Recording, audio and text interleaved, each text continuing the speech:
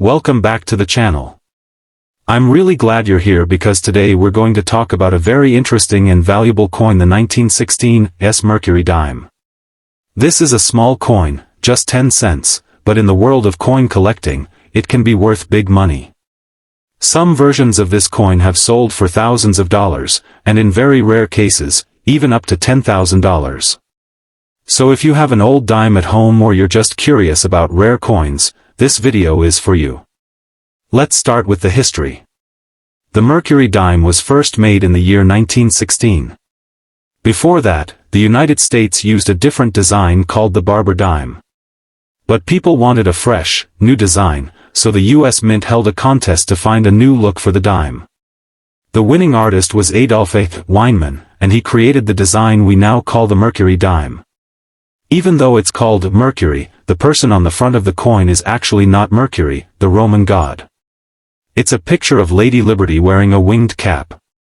The wings on her cap are meant to show freedom of thought. But because she looked a bit like Mercury, the name stuck and everyone started calling it the Mercury Dime. The coin has some beautiful features. On the front, which collectors call the obverse, you can see Lady Liberty facing left, with the word Liberty written around the top.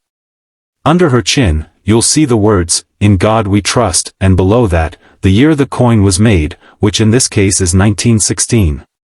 On the back of the coin, or the reverse, there is a bundle of sticks with an axe in the middle, called a fasces. This is an old symbol that stands for strength through unity.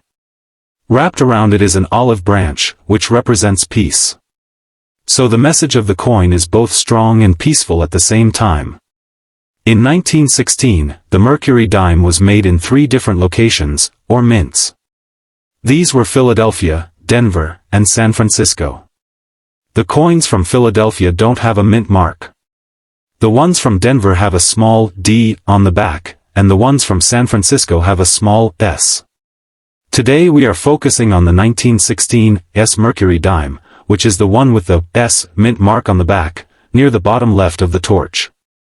San Francisco made a little over 10 million of these coins in 1916, which means they are not extremely rare in general, but high-quality examples are much harder to find and can be worth a lot more. Now let's talk about value. Like all coins, the value of the 1916 Mercury Dime depends on its condition. If the coin is very worn and has seen a lot of use, it might only be worth a few dollars. But if it's in better condition, what collectors call fine or very fine, then it might be worth $20, $50, or more.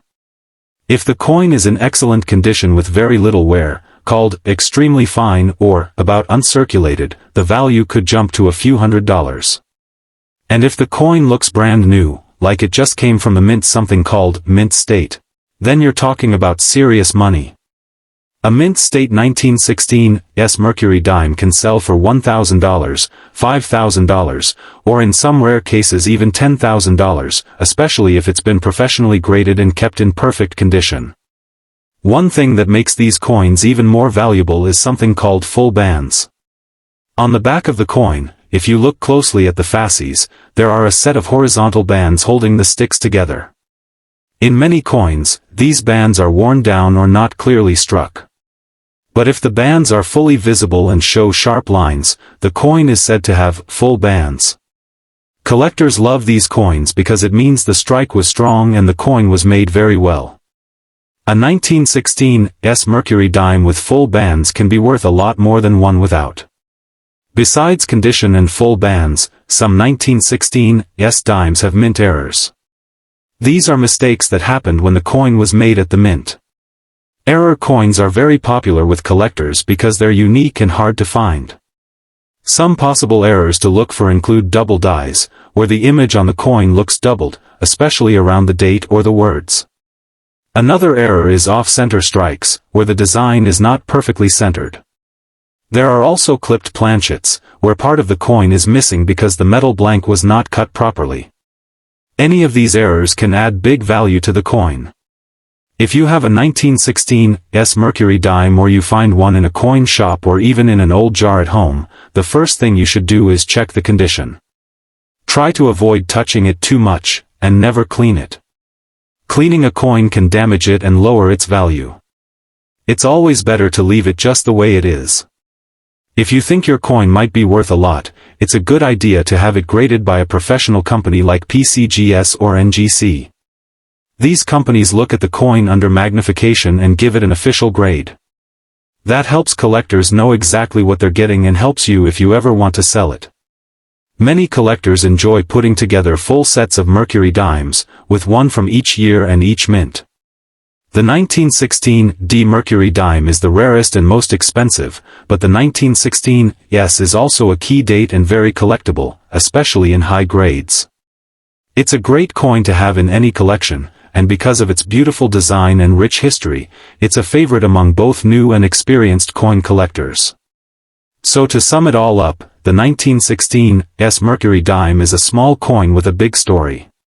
It came out in the first year of the Mercury Dime series, has a beautiful and meaningful design, and even though millions were made, high-grade versions and error coins are very rare and valuable.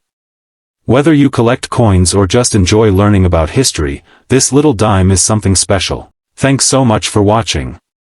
If you enjoyed this video, please give it a like, hit that subscribe button, and click the bell so you don't miss future videos.